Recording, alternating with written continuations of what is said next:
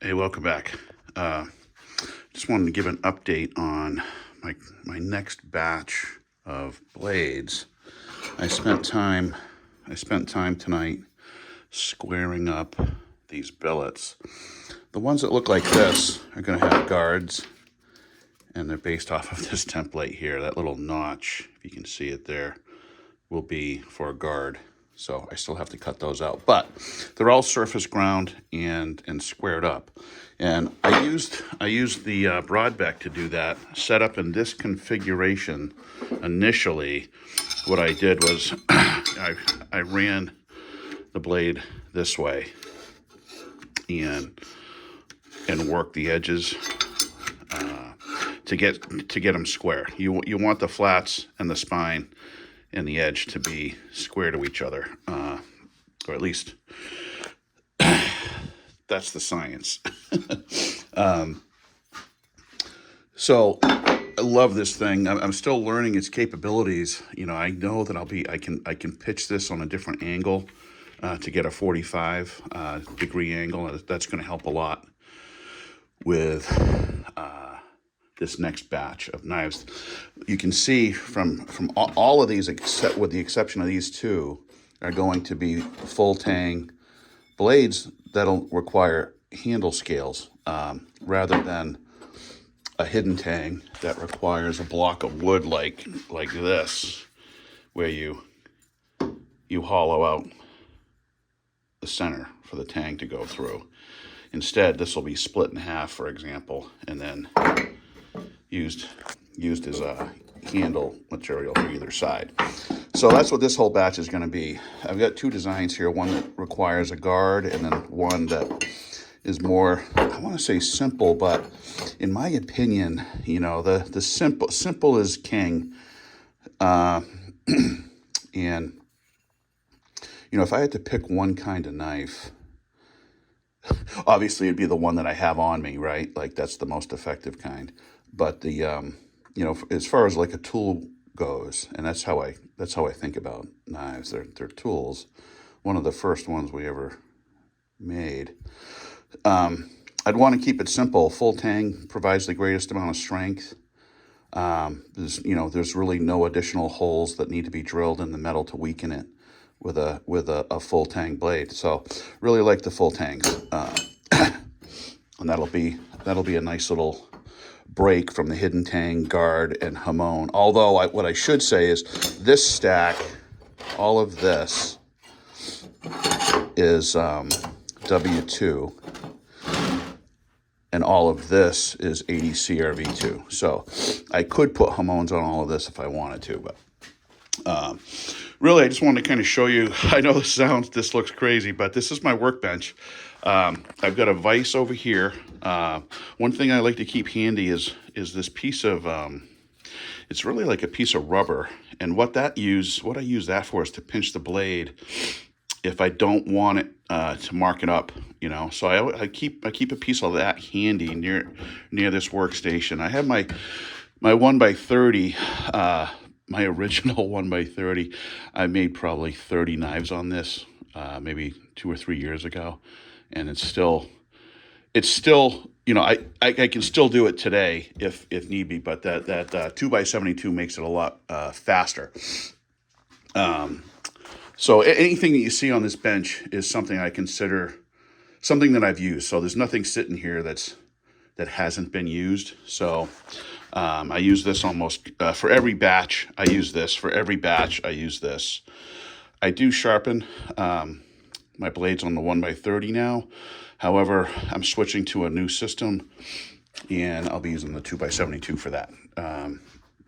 These are different attachments. I use this one, the small wheel, to hog off a lot of material fast. The reason that works is because it puts all the pressure on a single point, which maximizes, you know, your effort in one specific location. It pulls the metal off fast. This is my small wheel attachment. Every blade, you know, there's little curves, like even on this one here, that little notch on the back is going to need to be hit with a small wheel.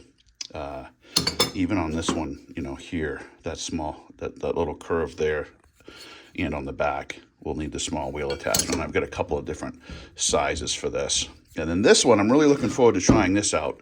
This is called a waterfall platen. And what that's going to do is it's going to help me really make my my plunge lines on the bevels much more consistent. What I had used on the previous batch was this carbide plunge guide, and this face of it here is 100% carbide, and what that means is it's impervious, or pretty close to being impervious to sand, to grind it at sandpaper and grind the belts. It just doesn't. It doesn't. You know, the belts just don't get any traction on this. So this is really helpful, but it has some limitations in terms of making those plunge lines clean. Once you put this on the knife, you don't take it off until you're done, because you'll never get it back seated in the right spot again. So it prevents you from really using the edge of the the platen here, which I actually find really useful. Let's see, what else? This wet dry shop vac has been key to keeping the shop clean, and that is a relative term. I see some shops that are just, I don't know how they do it. I just can't spend all that time. I don't know how they do it. It's something I need to work on, shop cleanliness. But over here, I just wanted to show, this is where I spend the majority of my time in here, really. In my drill press, I use the 3x1s, 3-2-1 blocks a lot. So what I have here is just a collection of what I think are, not what I think, what I know, items that I use constantly. I use this clamp here a lot more useful than what I have up here. And really, this one's like dedicated now just to prevent blades from helicoptering uncontrollably on the drill press. This I consider a must-have. And I have reason to have clamps available all the time, but this one is dedicated for the drill press. I use this thing called a broach to get into those hidden tang handles to bore out the space needed for the tang. I already talked about the 3-2-1. So 3-2-1, it's 3 inches, 2 inches, 1 inch, and it's square. So being square, you always everything needs to be square. You know, even the handle, you want to start from square. So I use this a lot on the drill press when I have to create space to account for either a guard or a handle. So I use that a lot. A couple of these punches, I like to have two different kinds. This one here, if I really need to be precise with the punch mark, and then this one here is more if I really need to hit it hard. I use a couple of different punches. The machinist square, I think, is more important for this kind of work than a carpenter square, so I highly recommend the machinist square. You can never have enough Sharpies. I have Sharpies at every workstation. This is a new addition. This is a brass hammer, and what this does is it won't mark the metal. So I constantly, either I have to bang the guards off and reset them. Brass hammer, actually this is bronze. Bronze hammer. You want a hammer that's softer than the metal that you're hitting, because you don't want it to mark. So another useful tool here. Talked about that. Talked about this. Just hand files. I could do a whole video on the different kinds of files that I use, but these are the two that I use the most. Chainsaw file, and then this one here helps out clearing out guards.